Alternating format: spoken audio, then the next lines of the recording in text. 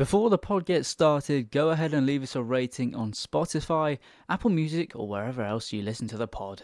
Thank you.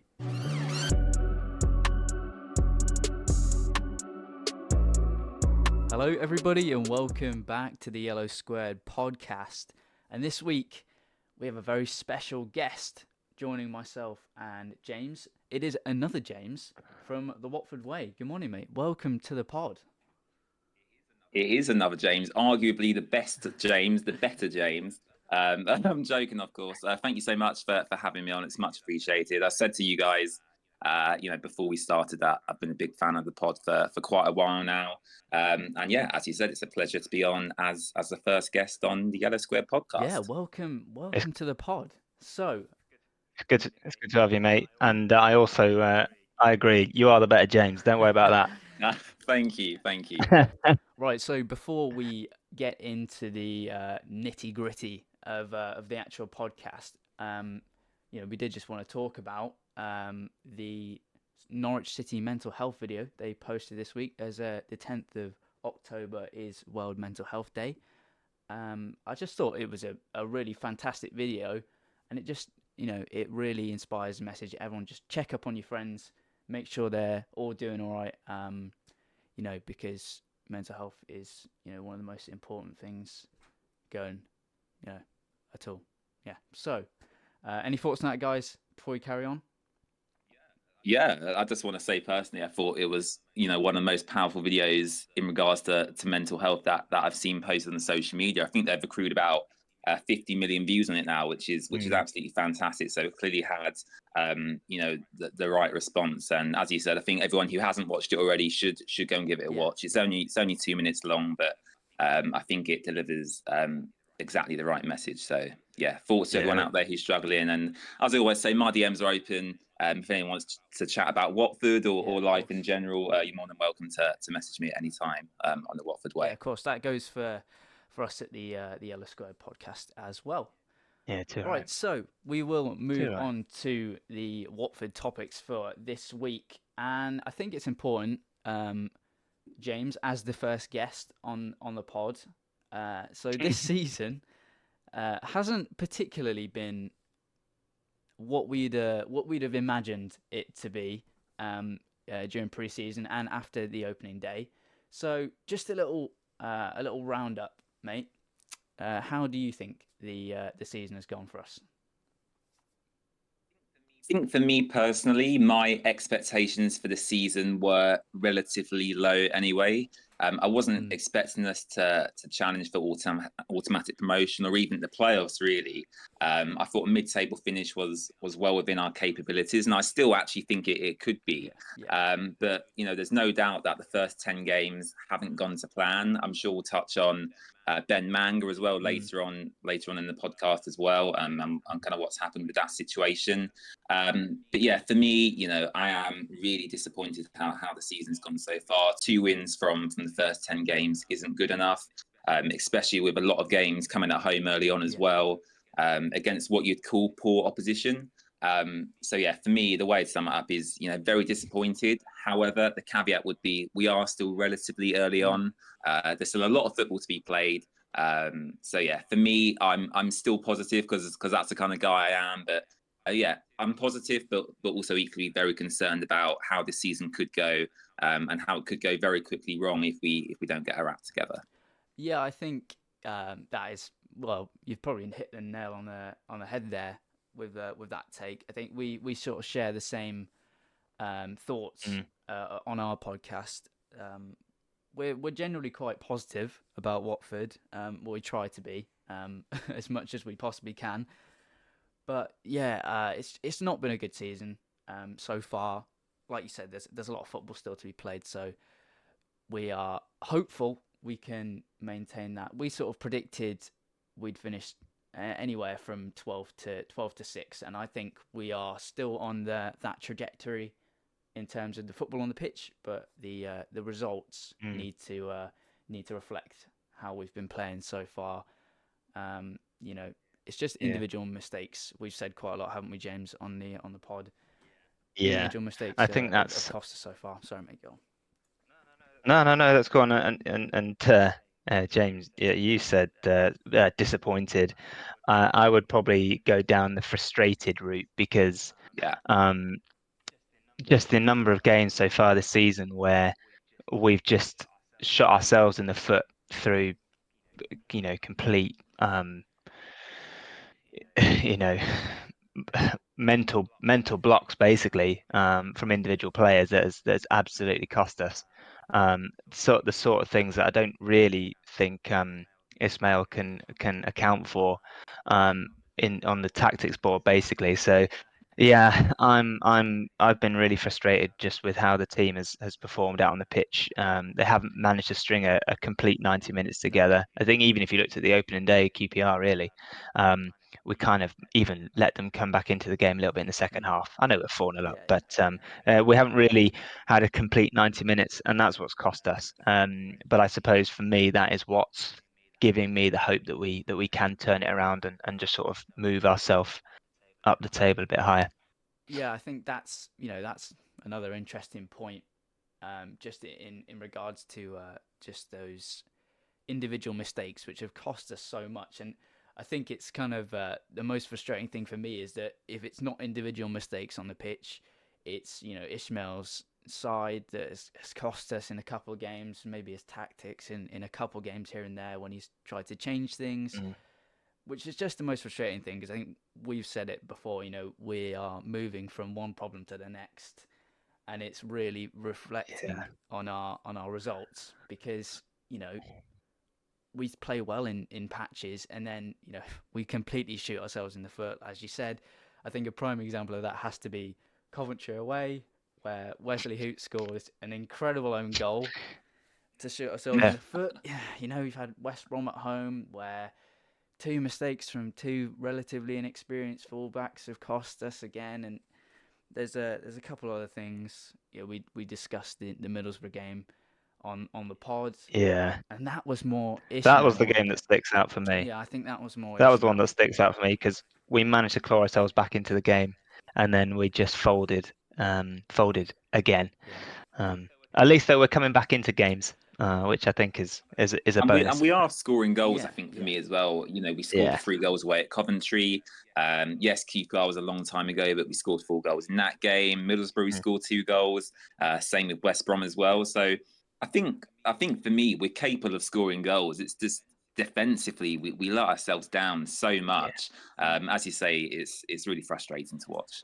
What do you think that is, mate? Do you think that's the tactics or the players or individual errors, or we're going to speak about this, aren't we? Because you have to remember going into this season, we've been asked to play a completely different style of football under Valerian Ismail. Daniel Batman, for me personally, is still getting used to that style, playing that sweep keeper role, playing so high off his line.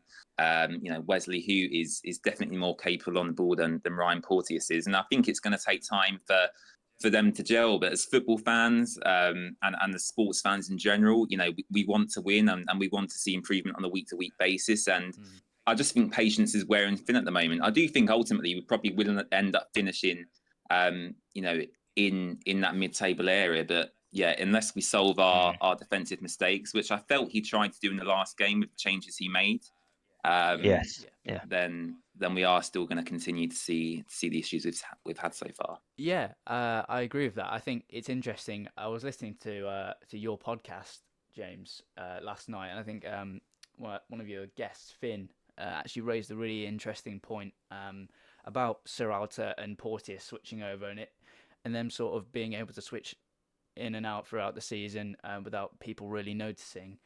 But we sort of raised an interesting point, I think, on the pod last week about complacency and just sort of the comfort of knowing that you'll start a game. It naturally your performance will start to dip because there's not real competition. I just think adding Serralta into the mix of the centre backs keeps them all on their toes, and I think it's nice and refreshing to see new people, new partnerships coming in the centre back area, just to sort of stop so many mistakes coming in so often. I do wonder. I absolutely Go on, agree with Moses. that personally. I think, I kind of posed the question to you guys. I sent you that direct message, and I think competition for places for me is one of the fundamentals of football. If there's no competition for your place, you will become maybe a bit lazy, a bit lackadaisical, maybe not, playing to your full ability. So absolutely agree with that. I think competition for places is key for Watford this season. I would have liked to have strengthened even more in the summer transfer window. But hopefully they've kept some funds back to dip back into the transfer market in January and specifically strengthen, our defensive area. Yeah, absolutely. I mean, we. Do you think? Sorry, mate, you go. Do you think the Cardiff game has posed a problem in the sense that like Livermore and Kayembe came in, Sierralta obviously came in at centre back, and we just looked much more solid in that game at the back. Do you think that that's posed Ismail another challenge where he's got to now consider maybe those are the players that need to start going forward?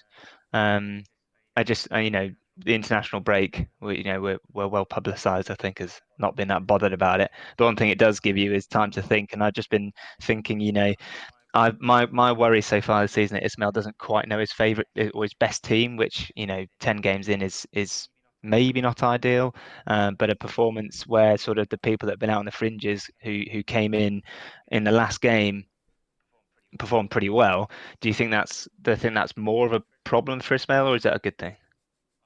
I think for me personally, it's a good thing, and actually, I think it varies on a game-to-game basis depending on who you're playing, right? Because I think Kayembe and Livermore, I think for me, they give you a bit more of a robust midfield, a bit more physicality in there, and especially when you're playing against teams like Cardiff, who are physical and are up for the duels. I think changing the midfield in the way he did there was key. But when you're playing a team who maybe dominates possession more, and you have to sit back and you need that moment of creativity to unlock a defence, I think someone like Imran Louza or Yasser Asprilla then becomes more valuable to you. So I think for me, it's on a game-to-game basis. I agree with your point absolutely that he's not chose or he's not got a favoured 11 so far. I think that's absolutely true, and you can see that with the substitutions he's made and the starting 11s he's put out. So it's going to be interesting to see how that one develops. I'd like to think by the next international break in November, we'd have a good idea of what our best team is, and we really should be by that point in time. Yeah, I would actually agree with all those points. Yeah. So guys, next three we have Sheffield Wednesday at home, Swansea away, and Millwall at home. On paper, I would have to say those are three winnable games, dare I say. I feel like maybe Millwall could be a bit of a bump in the road. I mean, you could say the same about Swansea as well. How many points? Let me just open this up to the floor. How many points do you think we'll get out of a possible 9? I think for me, firstly, let's start with Sheffield Wednesday. I think Sheffield Wednesday has to be 3 points. They've just appointed a new manager. Actually, I think his name's Danny Roll, previously assistant at the German national team, Southampton, RB Leipzig, Bayern Munich. So he's got good pedigree behind him. I've got no idea about the tactics he's going to implement, but if you look at their league position, the players they've got at their disposal, I think Sheffield Wednesday has to be 3 points. And even if we drew the game at Vicarage Road, I think there would be boos from the crowd because, it's getting quite toxic in the Vic at the moment. So for me, Sheffield Wednesday has to be 3 points. Swansea is an interesting one for me because they started the season very poorly, but in their last 4 games, they picked up 4 wins. So they're on a fantastic run of form and will have a lot of confidence. So I'm going to go for a draw for Swansea away, another draw out in Wales. And then Millwall at home, I've got terrible memories about Millwall last season. I remember the 3-0 away game very well indeed. Very poor. And then Boxing Day at home as well. Oh my goodness. It was freezing cold. I just wanted to go home. I was depressed after Christmas. It's an interesting one. I'm going to go for 4 points out of them 3 games. Yeah, I think for me, I would probably agree on. I would absolutely agree with those points. We've got to beat Sheffield Wednesday. And I think we will, because I think our style of play, I think our style of play would help us against someone like Sheffield Wednesday. They are going to be low on confidence, so I don't see the new guy coming in and going, right, okay, we're going to go up and we're just going to press the life out of Watford and blah blah blah. I think they're going to sit in, which I think will play into our hands, because I do think Sheffield Wednesday lack the technical ability. So I think we'll go and win that game, or I'd like to think we'd go and win that game. Yeah, Swansea away. I mean, yeah, I think you're right. If this is 3 games ago, I think we're looking at that going. I think we can go and we can go and get something there. But they're in form, so that's a tough one. I will probably plump for a draw there, unless we do really turn up. And then Millwall at home. Yeah, I mean, I absolutely agree with you. Millwall in recent times have just absolutely shown us how to play football, in the sense that you can just bully teams off the pitch. Um, I think Millwall at home is different to Millwall away, but I think that's the real test to see how this team has changed under Ismail. If he has brought them together and he has turned them into a more of a cohesive unit, because if he has done that, I think we get a result at home to Millwall. But if we go and lose that game, I think that's the one where we'll be looking at it going, have we actually changed that much, or do we still have the same problems with the players out on the pitch? So, in a long-winded way of answering your question, I think we'll get 6 points from that haul. 6 out of 9. I agree with both of you. I think what the points you both raised, are absolutely correct. Looking at Sheffield Wednesday, that's got to be a game we win. They have been absolutely terrible this season, and I don't think any Sheffield Wednesday fan could disagree with me. I don't think they particularly have a good enough squad for the Championship. I know there's a lot of issues with the ownership at Sheffield Wednesday, like for example, Chansiri's like pulling out additional funds to the club, and all sorts of financial issues are going on there. So I genuinely think that if we don't beat Sheffield Wednesday at home, I mean, like you said, they're going to dig in and basically just try and get a point, like a lot of teams tried to do against us last season at home. But I think overall the quality will prevail, and I think the football that the style of football we play will be too much for Sheffield Wednesday, and yeah, we should comfortably beat them. Swansea always an interesting one, isn't it? Because like you said, they're on four games in a row, so they're going to be banging form. Perhaps the international breaks come at the wrong time for them, so we could look at that and think maybe we could get something.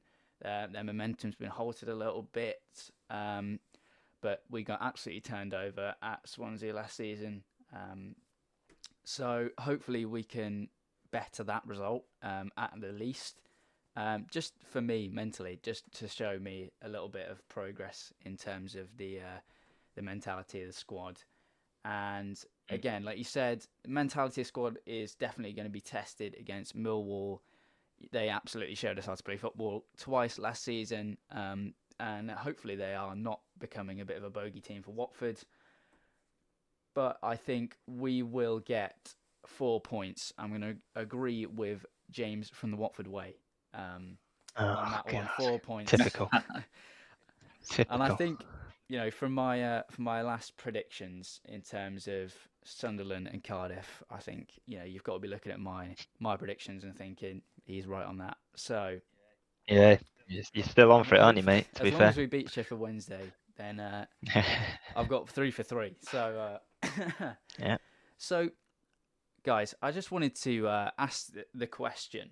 Obviously, Twitter is a bit of an echo chamber for the most extreme views on both ends of the spectrum at Watford. Just generally, obviously, James, you've been to a lot of games this season. I would assume being a season ticket holder, and obviously you're very active on the socials for Watford. So, how would you say that Watford fans should be more patient, or how is it? How is it like? What's it like in the ground? Because I haven't actually made it to a game this season yet. That's very poor from me. But how would you say? Should we be more patient? But how is it in the ground? How is it in the ground in contrast to online?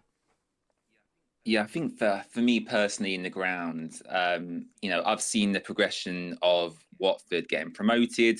Originally that first season under Kike, to get into the FA Cup final, and then to where Watford are at now. And there's clearly been a progression to a lot of toxicity within the ground, especially where I sit. And I actually sit in one of the quietest areas of the ground. So I sit in the upper Graham Taylor stand, relatively close to where the director's box is, so I can see when Scott Duxbury's there and when Gino Pozzo's in attendance as well.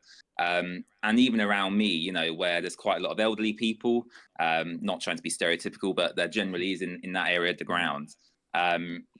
Even around me, there's a lot of toxicity, and I find it a real shame actually. And I don't think it helps the players on the pitch.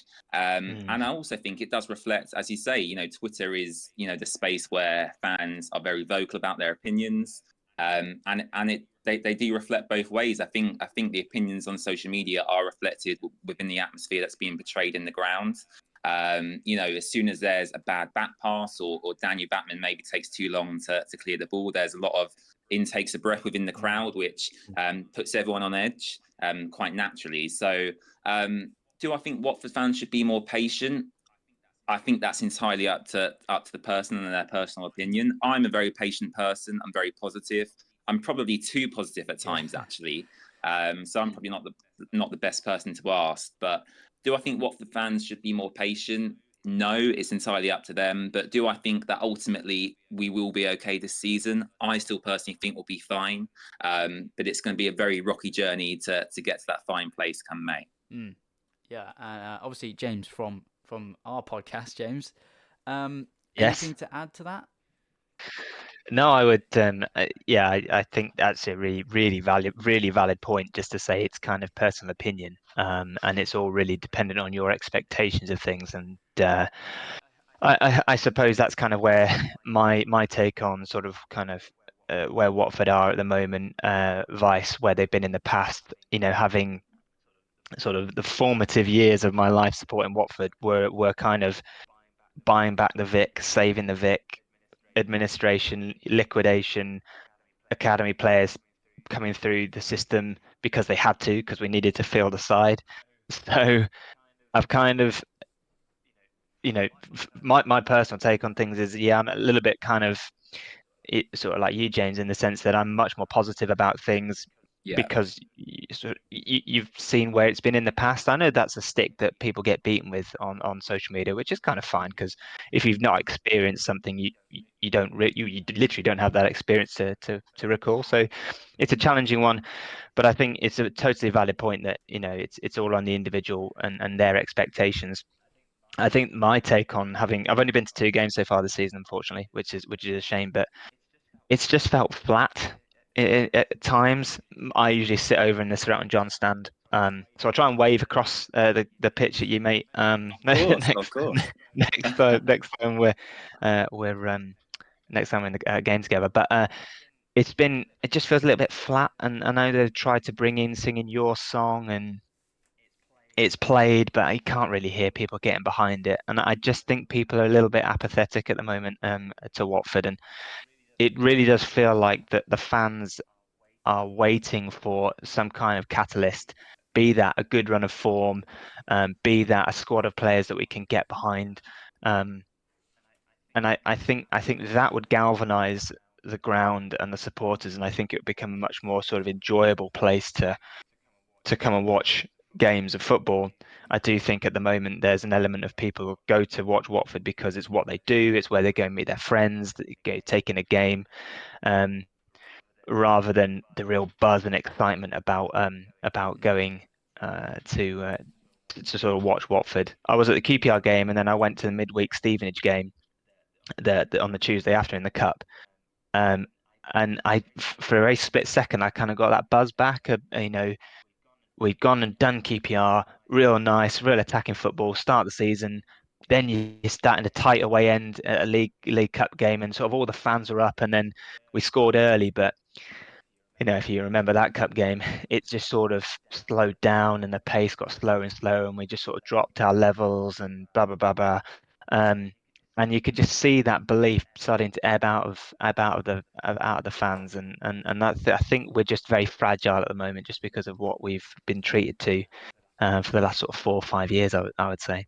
And that's kind of my take on being in the ground at the moment. Well, yeah, as somebody who is, I dare I say, quite a bit younger than both of you guys, I'm sort of Cheers, mate, thanks. more used to seeing Watford in the Premier League and sort of winning a lot of games, being relatively successful, and sort of becoming an established Premier League side. So I feel like you say, it is exactly down to your personal opinion on whether Watford should be, fans should be more fans should be more patient with the side.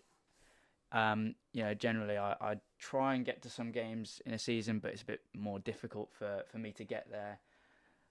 So I don't really experience the atmosphere in the ground. But the people I talk to around Watford, and particularly you guys, and so I think my opinion is a bit more balanced than maybe a lot of people my age.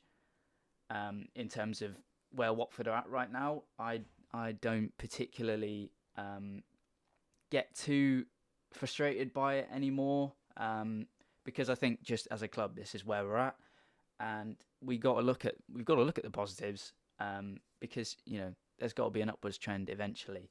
So we've suffered a lot for the last few seasons, and I can agree that people will be getting frustrated now, and a lot of people are obviously calling for Pozzo to leave, but I'm not quite there yet personally, and I tend to be a bit more positive and maybe a bit more balanced about all of it, because I'm hoping it might just be blind hope, but I'm hoping that we can get through it, and we can get back to where we have been for the past sort of decade or so.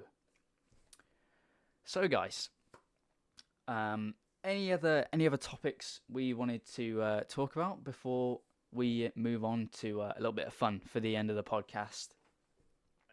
I just wanted to ask James about Manga.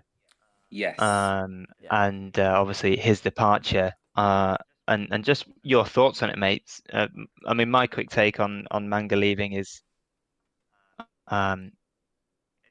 it doesn't make sense really. I don't really understand the logic behind it, but I was just really interested to hear your thoughts on it. Yeah, absolutely. I think for me, the first red flags around Ben Manga actually come when Valerian Ismail was awarded his new contract. And that was just purely because it was communicated to us in the summer that Ben Manga would be the face, he would be the voice around managerial appointments, sackings, and any changes around the club, really. And so when it was Cristiano Giaretta who kind of announced the contract extension to Valerian Ismail, that did concern me, and I actually thought something was quite wrong at that time. And then obviously it was shortly afterwards we found out through various journalists, and then it was obviously later confirmed by Watford officially that Ben Manga, Helena Costa, and the rest of the recruitment team had been sacked. I agree with you. I was extremely disappointed, especially after that fan forum that was held in the summer, and thinking we were going to be going in a new direction. And I think for me, I don't want to talk about it for too long, but I think we've reverted back to type, and we're back to where we were with Gino Pozzo at the very top, which he has his right to be as an owner. But I touched on it in my upcoming match preview for the Sheffield Wednesday game. I think as an owner and as a business owner, as a manager in every area of life, I think to be a good owner and a good leader, you have to delegate properly to the people below you. And I don't think Gino Pozzo has done that well enough in this situation. I think he's clearly panicked. For whatever reason, I'm not too sure. I'd love to get Gino Pozzo on the Yellow Squared podcast to have a discussion with all of us. But yeah, I don't really know his thinking behind it whatsoever. I don't know if Ben Manga had a conversation with him and basically said he wasn't given enough funds to influence the squad in the way he wanted to. I'm not sure really, but to sum up my thoughts and feelings, really disappointed. In regards to recruitment, we're back to square one with Cristiano Giaretta and whoever else is involved in that area previously. And yeah, gutted for Ben Manga and Costa as well, because they clearly would have moved their lives over to England to take up this job. They signed a long-term contract originally. And one further point I want to add as well is I was talking to Lou Orns on Twitter a couple of days ago, and he was basically telling me that the amount of money it's going to cost us to pay off Ben Manga and the rest of the recruitment team is going to far exceed the money we've spent in the summer transfer window. And that speaks volumes to me. The fact that the compensation we're paying to get rid of these people is actually going to exceed the money we spent in the summer transfer window. That is just screaming red flags to me. So yeah, that's where I'm at on that situation. Yeah, that's a really interesting point, and that's the biggest thing of all these managerial changes and sackings. The compensation that's been paid out on that it's counterintuitive to success. So I completely agree with you on that one. The one thing that I found particularly interesting about that announcement, and this is, I think this is the only thing that I kind of took, or trying to put a positive spin on things, and I put a tweet out about this as well. I just found it really interesting that Ismail was the guy that announced it, or he spoke about it, and he spoke in detail about the decision and being involved in making those decisions now. And it does make me think, have they really tried to, are they trying now to give more control to Ismail? They gave him the long contract.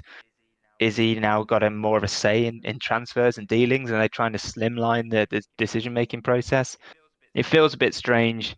I think I'm clutching at straws there when I'm talking about that. But if there is something in that, then I think Finn actually said this on your pod, didn't he? Yeah. And I agree with him. If that is a decision that they're trying to do something differently and give more control to the coach, then that's a good sign for me that they are willing to change. If it's just the case that they didn't like another voice in the decision-making process, and Gioretta and Pozzo and Duxbury just wanted to go back to square one, then I don't really know where we go from here. So yeah, bit of an odd one. But also there's been some good articles from Andrew French and some of the sort of the quotes coming out of there. Bilic and Wilder, they also kind of said things that would suggest that Manga wasn't quite doing what he was brought in for. So we don't know what's going on behind the scenes. I don't think we ever will know what's going on behind the scenes sometimes. So I think there's more to it than at face value. But I really that's not swaying my opinion too much. It doesn't make sense to get rid of this guy. Yeah, I think that is interesting, and it's also interesting you brought up the sort of interview with Slaven Bilic. I found that particularly interesting from Andrew French. I just thought that when Bilic came in, obviously he sort of is quoted in saying that there's too many people around the transfers, and it's like that saying, isn't it? Like too many cooks spoil a good broth, or whatever the phrase is. But I think if too many people are involved, there's far too much input, and I think what that can do is cloud what the club needs, what the squad needs, and I guess maybe if Manga isn't doing what the club needs, then maybe it is the right decision to let him go. But if not, then it seems bizarre to me that we keep hold of people like Gioretta. Why not just completely leave it over to Manga and his team that obviously knows what they're doing? They've got absolutely fantastic pedigree, so just let them go and do what they need to do. But it is frustrating for me to see how much positive work we were all absolutely buzzing for Manga to come in and for him to have a bit more control this season, or so it was sort of portrayed to us. Whether that's actually happened or not, like you said, we'll never know what's going on behind closed doors. But it was very positive at the start of the season. But obviously they're not happy with what he's been doing. So unfortunately for him, that means that he's gone. Whether that is because they're giving Ismail some more freedom to do what he wants, taking away a few people might make it a bit more clear to Gino what Ismail wants, rather than it's what Manga wants, whereas what Costa wants, all that kind of stuff. But yeah, I just think it's a really strange decision. 10 or 11 months after appointing him to get rid of him, and yeah, I think a lot of Watford fans were not particularly impressed about that. So, guys, I think it is time for a bit of fun on the podcast before we end things off. Now, it's a bit of a wordy name, this, isn't it? But I think what it is our favourite Watford players 11 from when we started following the club. And I think James from the Yellow Squared podcast said this before recording. It's not necessarily the best players. It's more who we have a sort of an emotional attachment to, who we've really got behind in the past few years or however long you've been following Watford for. So I think we'll break it down, and we'll start with the defence. So, who would like to go first? I will Shall I go first? I'm the guest. Yes, of course, yeah. Okay, so goalkeeper for me. Well, firstly, I'll explain. So I started really getting into football around like the 14-15 season or just before that. That's when I first got my current Watford season ticket. And I'd been to games previously before that as well with relatives who would take me to odd games. But yeah, in terms of players I've included in this 11, it's from that rough time period. So goalkeeper, I've gone with Aurelio Gomez. Left back, I've gone with Jose Holebas. The two centre backs in my 4-4-2, I've gone with Craig Cathcart and Sebastian Prodel. And at right back, I've gone with Kiko Femenia. Yeah, great picks. Do you want to sort of develop those, or should we go for it and then talk about it? I think, yeah, I'll quickly touch on it. So I think Gomez, to me, what an utter legend, especially through them 5 years in the Premier League. What a guy! Save after save, kept us in so many games. An unbelievable player. I don't really have the words to describe my love for Aurelio Gomez. He's a lovely guy, and whenever he comes back to Vicarage Road, he gets a great reception. Jose Holebas is just an utter legend.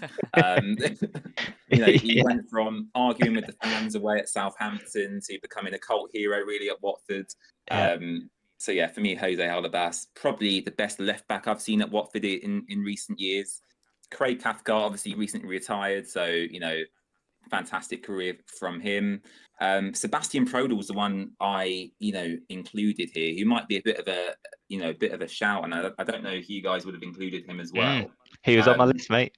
Yeah, but I think for me, Sebastian Prodel is just, especially in his prime, in them first couple of seasons in the Premier League, he was utterly phenomenal. He kind of reminded me of like Virgil van Dijk almost. He wasn't really a ball-playing defender, but he got his head on everything. He was a man mountain, wasn't he?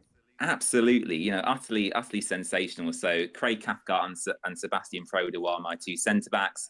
And then Kiko Femenia. Watford have had a lot of right-backs in the past few years. Daryl Janmat was one I might have included as well. But yeah, Kiko Femenia, his speed, especially in attack, I thought was phenomenal. And he developed a really good relationship with Ismail Assar when they were at the club together as well. So yeah, Kiko Femenia rounds off my Watford defence. Excellent. Am I all right to go next, guys? Yeah, absolutely. By all means, so yeah. Obviously, you've only got about 4 seasons to pick from.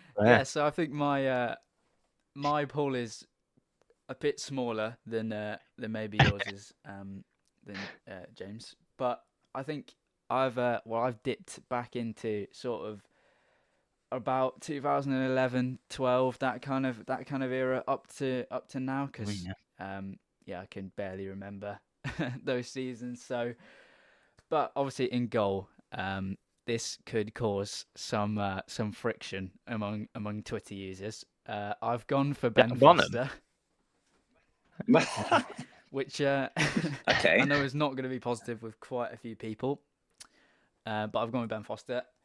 Right back, I've gone for Ikechi Anya.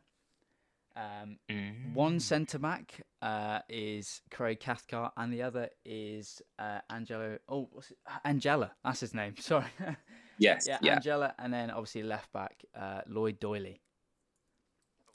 Oh, So obviously, Foster is going to cause a lot of friction. So we'll move on quickly from him. Anya, I just think what a player, so unbelievably fast. He was unbelievable in that 2013 season under Zola, and he just played such an amazing role for 3 or 4 years in the club. Sort of the first season in the Premier League as well. Just what a player! What a player! And especially for his role in that Deeney goal against Leicester as well. We can't forget that. You got to talk about that touch, man. Yeah. What a touch. It's so underrated, that control. Unbelievable. Brilliant. Absolutely plucked out of the sky. Cathcart, just a bit of a legend at Watford, isn't he? Played so many seasons. And yeah, I was a bit sad to see him leave, but obviously probably the right time. Angela, what a player. He absolutely loved Watford. I just remember that flick goal he scored against Nottingham Forest. What a goal. Yeah. He definitely played with his heart on his sleeve, but a bit of a legend for me. And obviously, there are no other legends, none further than Lloyd Doyley at Watford. What a man, what a player. And he had to go in for me. Top. Shall I go? My turn now. So, in goal, big Aurelio. I did have a special shout out for Fozzie and Alec Chamberlain, actually. I'm dating myself here a little bit. But yeah, Gomez, you can't really go wrong with that.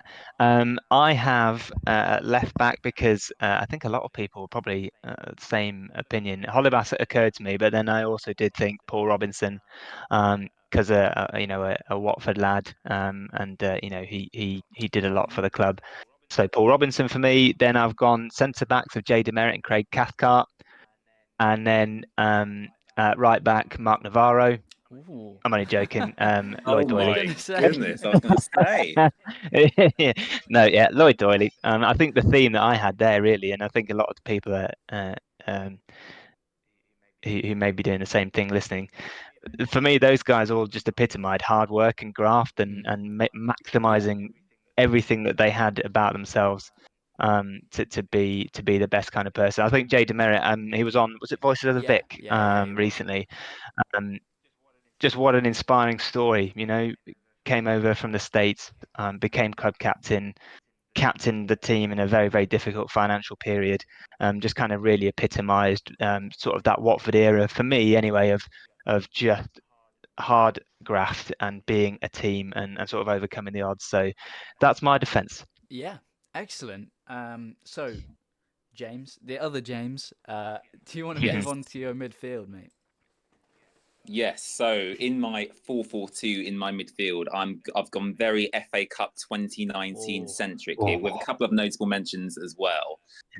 So I have gone with Etienne Capoue, Abdoulaye Doucouré, Gerard Deulofeu, and Roberto Pereira, with a couple of mentions for Valon Barami in his brief spell at Watford. And Adeline Guadiora as well for his FA Cup goal against Arsenal at the Emirates. That was absolutely world class. But yeah, I don't really need to speak much in that midfield. Capoue, undoubted quality, absolutely sensational. His 50-60 yard passes, were incredible to watch on a week-to-week basis, and he's killing it at Villarreal at the moment as well. Abdoulaye Doucouré, fantastic player. He's at Everton now. We all know what he brings. We brought him in for a very small transfer fee from France. Abdoulaye Doucouré, again, probably not legend status for me, but he's probably up there as, a hero of the club or definitely a cult hero. Gerard Deulofeu kind of is on the right of my midfield in that more attacking area, a right wing kind of role. Absolutely superb. We've seen what Gerard Deulofeu offered to Watford in the couple of seasons he was at the club. Unfortunately, he's at Udinese now, and I think he's picked up an injury actually recently, which is going to come out until early 2024. And then for me, Robert, this was an interesting one. I wasn't quite sure who to include on the left, but I think for me on his day, he was class. Bobby P, Roberto Pereira, what a guy. If only he'd chipped Edison in that FA Cup final. But just lift it, man. Just lift it over him. Yeah, I still have nightmares from that day. But yeah, Roberto Pereira for me rounds off that. And as I said, Adrien Guardiola, notable mention. What a guy, especially that strike against Arsenal. And Ballon Barami, I really liked him as well. He had a class charm in Vicarage Road.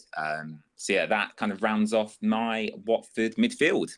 Yeah, so I'll carry on mine. I've actually gone for a 4-3-3, so there's only three have been filled with a DM, and there's no other DM other than A.K.A. What a player, just absolute legend in my time, and I just find it amazing that he went from playing away at Wickham to the Champions League semi-final in the same season. So just sort of shows the quality that he had. Just what a player. Yeah, amazing. Then I've gone for Alman Abdi, and I have gone for Ballon Barami. What a player! Just a bit of a legend. Player. He went from a Superb. player that would get a red card every now and again, and was very frustrating to watch, to being a bit of a cult hero at Watford in the space of 2 or 3 seasons. So, bit of a legend, and I did want to do a bit of an honourable mention to Sean Murray. I just thought, what a player! Came through the academy. Just a bit of a shame that his career's sort of fallen down a bit in recent years, but big player. Just sort of around when I was starting to watch football and follow Watford. So yeah, big bit of my childhood. He was the last he was the last one really before Ryan Andrews, wasn't he? As kind of the one out of the academy. So yeah. So go on, James. You go next. Yeah, midfield three. Caps and Dukes are in there for me. Yeah. They have to be, just because of what they provided, technical ability, and just kind of that FA Cup final run. There's not many Watford players that have done that in the past. So those guys have to be in there. And then the Professor Alman Abdi. I'm so disappointed that he wasn't played in his position in that Premier League season, and then was shipped out, because I thought he was one of the best players that we'd seen at Vicarage Road, and certainly one of the best in that promotion season side. I actually think his set piece quality was really underrated as well. I don't think we've had a set piece taker quite like him since he left the club. A real wizard with the ball, and just the memories of how many from the left hand side and just wang a ball into the top corner. I'm thinking of Fulham, in that promotion season. What a player. Honourable mentions have to go to John Eustace and Tom Cleverley as well. Tom Cleverley gets a lot of stick, but for what he did in that loan season back in 2010 and the time he's dedicated to the club, those guys are on my bench. But yeah, Abdi, Caps and Dukes. Yeah, what a midfield trio. So James, do you want to finish off with your 2 strikers in your 4-4-2? Absolutely. So for me, it's got to be Troy Deeney. As one of them strikers, an undoubted legend at Watford. Got a massive photo of him, a signed photo up on my wall. Absolutely superb. I can't speak highly enough of Troy. Yes, he may have let himself down in a few podcasts very recently. But largely, we can all agree, what an absolute legend. Absolutely superb. Will be remembered for his goal against Leicester. He scored against Crystal Palace. People don't remember that, but at Wembley in the first FA Cup semi-final, he scored against Palace, a header. And then obviously scored the penalty against Wolves to take it to extra time as well. And many other goals we could talk about would be here all day. My other striker, I was debating between 2 players, and them 2 players were Mate Vidra and Odion Ighalo. But for me personally, just because I've got that personal connection with him, I've gone with Odion Ighalo. I loved his celebration. That's kind of what drew me to him, where he kind of kneels to the ground, points up to the sky. I loved Iggy at the club. He was so fantastic, especially his trademark swivel and then kind of cut back. Iggy chop. Yeah, the Iggy chop, absolutely brilliant. But yeah, as I said, shout out to Mate Vidra as well, because we all know he was a class player. I think he's still available on a free transfer, actually, if Watford wanted to bring him in. Now. So by all means, if you're listening, bring Mate Vidra back to the club, please. Right, so I'll do my. I mean, obviously it's a 4-3-3, so it's a left wing, right wing, and a striker. I was a little bit stumped on the wingers. Obviously, Dale Lefay had to be on one side, so I've put him out on the left. with an honourable mention to Mbai Niang. I absolutely loved him that season that we had him on loan. So when he came in, he's an honourable mention. And then I just decided to put João Pedro out on the right because just what a legend he's been for the time he's at Watford, and he's absolutely killing it at Brighton now. And I wouldn't be surprised if he's far away from the Brazilian national team now. So bit of a star boy and a legend for me. Then up front, I've gone with Rayman I. Just the work he's done at Watford, absolute hero. No, I'm kidding. I've actually gone for a bit of a left field one. I thought it'd be very, very easy to pick Deeney because of how much of a legend he is. But I've actually gone with Danny Graham up front. Bit of a legend that's for a good me. shout. What a player. He scored a lot of goals when he was at Watford, and just that goal he scored at Norwich in the red and black kit. Just wow. Yeah, great memories. Iconic red and black kit. Yeah. So, James, do you want to finish yours off? Yeah. Front three of Vidra, Igalo, and then I kind of sensed that Deeney would be taken, so I did a little bit something different, and I just thought back to kind of my early days of following Watford and who that person was, and also because he did it in 2 spells for the club. Someone that wouldn't ask for a speed bump to be removed. Is for me Haidar Helgason, and then I've got Deeney and Graham on the bench for me. But Haidar, what a guy, real honest guy. He scored plenty of goals, and he epitomised Watford growing up for me in that yellow total kit with the badge in the middle. That was kind of what I think back to. And for some of his goals as well were unbelievable. But what a player. Yeah, wow. I think they're 3 absolutely amazing teams. Just imagine how far we'd go with any one of those 3 teams. To be honest, Just imagine how many yellow cards we'd get in some of those my teams. Goodness, it would be disgusting. But yeah, I think we can just touch on a couple more bits before we end off the podcast. So the Loan Watch, I think it's important to mention just before we finish how good Kwadwo Bar is getting on at Burton Albion. Already got a goal and an assist in 9 apps, and obviously he was man of the match midweek as well for Burton. But they absolutely love him.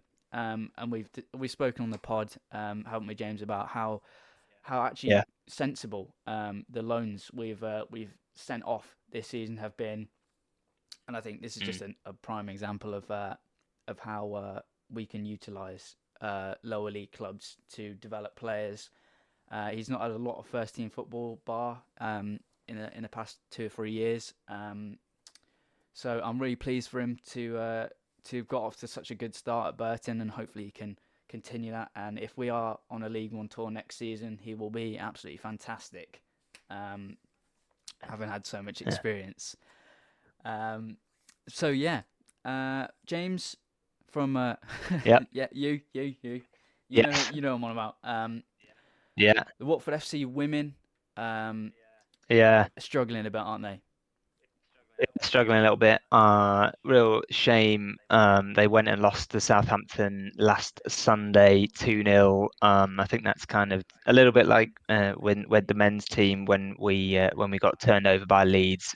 Kind of a little bit of an alarm bells moment. Southampton with 10 players on the pitch managed to lose that one, but a bit of success in midweek. They did go through, or they did win in the group stage of the WSL Cup, beating London City on penalties 7-6. So some progress there, but they've got a big game today against Lewis coming up, which they really need to go and get some points from if they want to pull themselves to safety a little bit. But it's not going particularly well for the Golden Girls at the moment.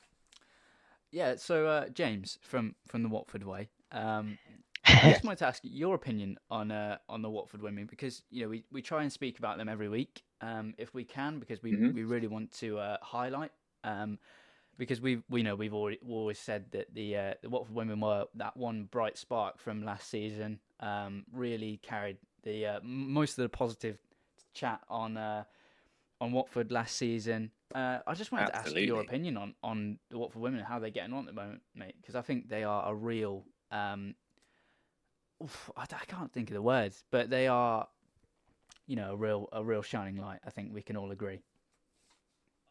I absolutely agree, and I actually think they should really be receiving more investment from the club than they have been so far. And I think for me personally, it's been great to see how their fan base has grown since really a couple of years ago. I think there's a group called the Watford Women's Supporters Group who go pretty much week in, week out to support the Golden Girls. And I think for me, it's just been a pleasure seeing that team grow and develop. I think Helen Ward being on the coaching staff is really interesting as well, and I think for her career going forward, that's a good avenue for her to go down. For me personally, I do struggle to go to many Watford women games myself, just because I'm so invested in the men's team. However, I think for young girls and boys growing up, I think they're great role models to follow. Absolutely. And yeah, I wish them all the best. And as you say, I follow them week out, week out. There's a great Twitter feed you can all follow, where they post regular updates about their fixtures. And actually, I think their games are regularly available to stream for free online as well, which is a great initiative too. So I think for me personally, last season was great. The promotion was fantastic. They just need to build on that now, solidify themselves in this division, and hopefully one day make it to the Super League. That's got to be the ultimate aim, right? For sure. Yeah. So, James, thank you so much for coming on the podcast as the first guest to the Yellow Square pod. Thank you so much for taking some time out of your day to come and talk Watford with us. It means so much, and thank you for all your support so far. Just being able to talk to you about Watford occasionally has been excellent, and long live the Watford way, and long live the podcast. Thank you so much. Really do appreciate it. I said to you guys, but before we started, I really like the pod. Literally been listening since the first episode aired. I find it really relatable as well because you guys are brothers. I've got a younger brother myself who we go to Watford games with. Fantastic podcast. Keep it up, and hopefully I'll be back on as a guest in the not so near future. I'm sure there'll be an emergency pod we'll have to dial you in for. Of course, at some point. Right, guys, thank you so much for listening to the podcast this week. We'll be back very soon after the international break with a new podcast, probably talking about how we've absolutely dismantled Sheffield Wednesday, and my prediction was absolutely correct, as usual. So please don't forget to subscribe, leave a like on the video if you have enjoyed, and make sure to stream the pod wherever you listen to it from as well, and give us a follow on Twitter if you are active on that space. Thank you so much, guys, and we'll see you again very soon. Take care.